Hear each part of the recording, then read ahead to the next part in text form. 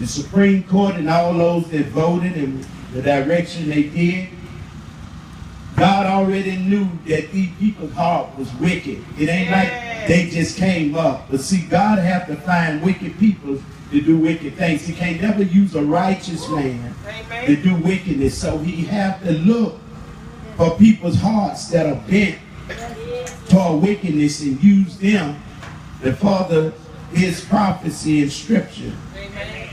There are many people that you look at and they think they will, but on die and go to hell. It's not because of your title you carry that makes you a candidate for heaven. It's them that heart is bent toward the same thing God's heart is bent toward. In Jesus' name. But it's just so mindful that I want you all to hear what God has to say today. And it's so important that it be said, because there are people that may not be in the church that don't know truth.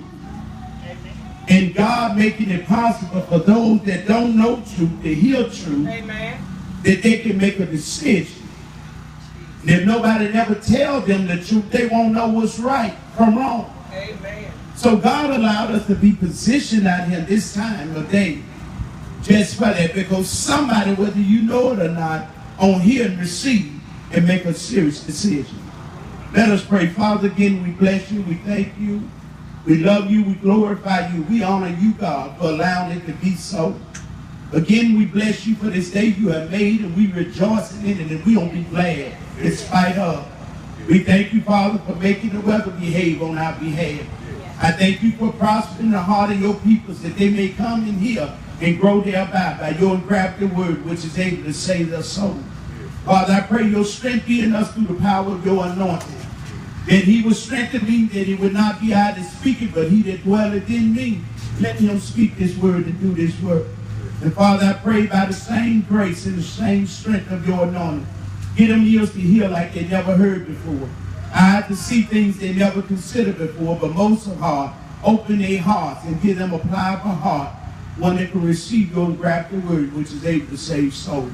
So, Father, we bless you and we thank you. We want to say we love you, Father, for who you are and who we are, because we in you and you in us. We thank you, Father, that you bestowed this love to us, that we can be called your sons and daughters this morning. Father, we just grace you and we bless you. We just worship you, God, for being our great I am, for being our deliverer, our healer, our protector, our provider, for being our sanity, our soundness of mind, for being everything that we couldn't be unto ourselves that is good. So we bless you for it and we thank you for it. Now let your spirit speak and let them receive, that somebody may hear and believe and be delivered out of the hands of darkness. And we give you the glory for it right now. It's in your son Jesus' name. Amen, amen, and amen.